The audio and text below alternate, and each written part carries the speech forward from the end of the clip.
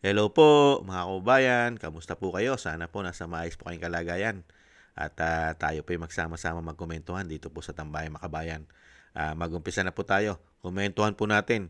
Ito pong si Boying, ang ombudsman po ay tuluyan na po sinampahan ng kaso si Senator Marcoleta sa Sandigan Bayan dahil daw po sa donasyon sa kanyang kampanya. Unbelievable. Lahat po ng politiko ay tumatanggap ng donasyon sa kanilang kandidatura. Lalong-lalo't higit ang Pangulo na tinatawag na bangag na kanyang ate, di hamak na napakarami natanggap, di po ba, ng mga donasyon pero walang plunder cases dito. Ibang klase ka, Boying. Talagang ikaw ay isa kang history, isa kang alamat. Pakinggan po natin ang balita.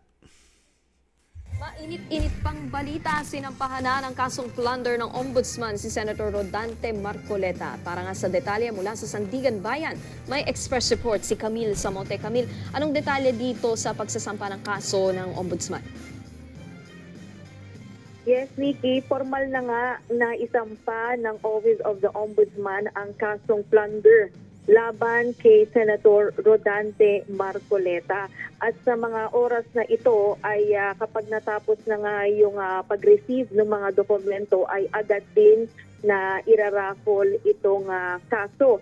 At kaugnay pa rin nga yan sa 75 million pesos na natanggap ni Marcoleta bilang donasyon sa kanyang kampanya noong 2025 midterm elections. Vicky, nakita rin natin dito sa papel na final dito sa Sandigan Bayan. Kasama rin tatlong individual. Ito yung mga naging donors ni Marcoleta na sina dating Congressman Mike Defensor at mga negosyanteng sina Joseph Espiritu at Aristotel Baluyot Biray.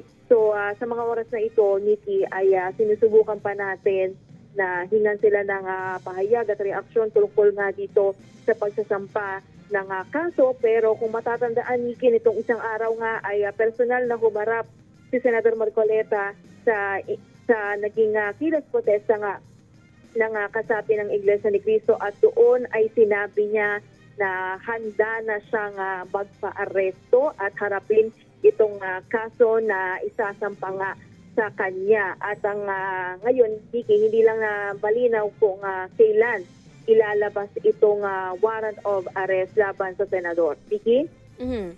Yan po mga babayan. Iniintay na lang pong ilabas ang warrant of arrest para po tuluyan ng makulong si Senator Marcoleta.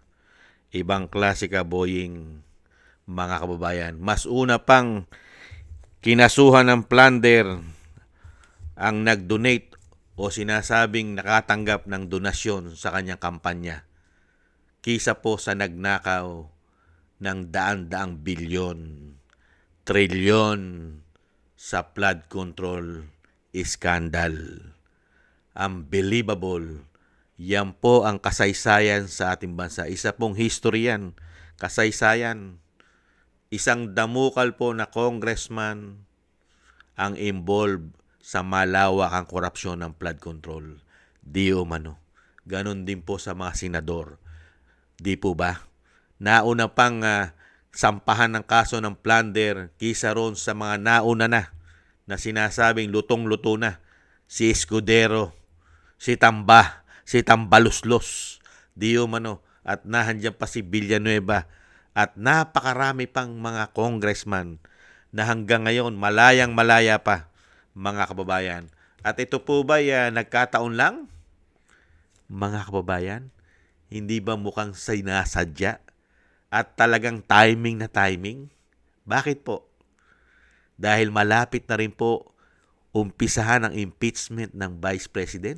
Timing na timing yata na meron pong isang magaling na abogado at magaling na senador na harap po sa impeachment ng Vice President ay bigla po ipapakulong ni Boying, di umano. Unbelievable.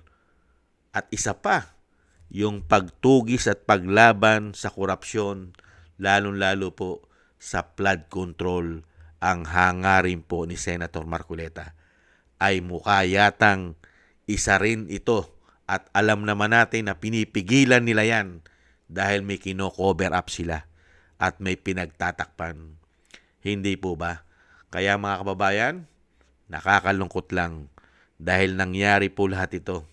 Ito pong ganitong klase, ibang klaseng politika sa ating bansa dahil po umiral na po ang sindikato mula po nung sila ay maluklok.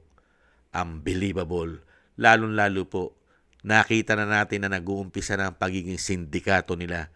Di umano. Dahil ito mismo si Boying, ang kanyang anak ay nasangkot sa kahon-kahon, di umano, na mga high-grade na damo. Pero si Boying ay naging DOJ secretary noong panahon na yon. Instant, hindi po nagtagal ang kanyang anak sa kulungan.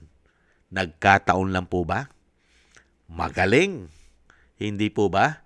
At ngayon, mga kababayan, sa tingin nyo, katanggap-tanggap ito sa mga Pilipino? Itong ginagawa ni Boying? Palibasa kasi, nasa kanila na lahat. Nasa kanila na lahat.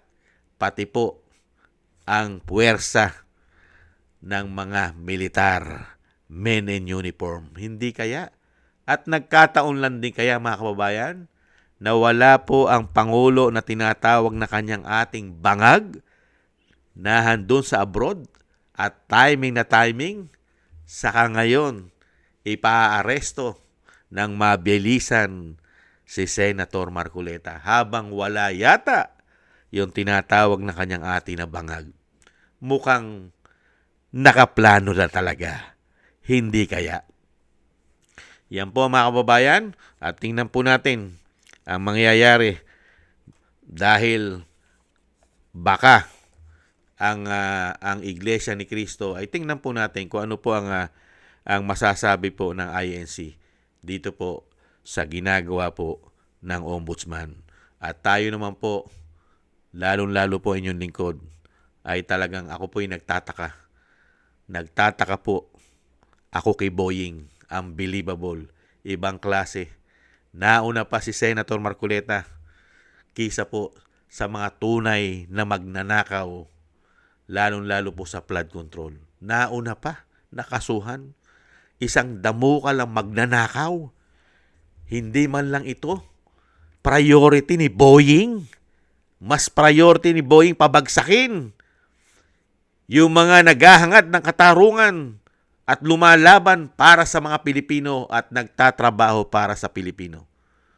Ibang klase ka, Boying. Saan ka nagtatrabaho? Talagang sindikato na yata kayo. Di umano. Yan po mga kababayan, ang nakakalungkot na balita. Talagang hindi nila tatantanan ang mga totoo at nagseserbisyo, yung sinasabing may malasakit. May tapang na, may malasakit pa. Yan talaga ang kanilang pinupuruhan. Meron naman pong karma. Yan na lang po hintayin natin, mga kababayan. Yung karma nila. Maraming salamat po sa nagusto po natin tambayan mga kababayan sa YouTube at TikTok at ganoon din po sa ating mga subscribers at patuloy po nagsusubscribe. At maraming salamat din po sa mga nagko-comment, like, share, and subscribe at sa mga nagbibigay po ng biyaya at tulong. Shoutout po sa inyong lahat. Maraming salamat po sa inyo. Ingat po kayo at God bless po sa inyong lahat mga kababayan. Tiis-tiis lang po tayo. Muli po, paalam. Bye-bye.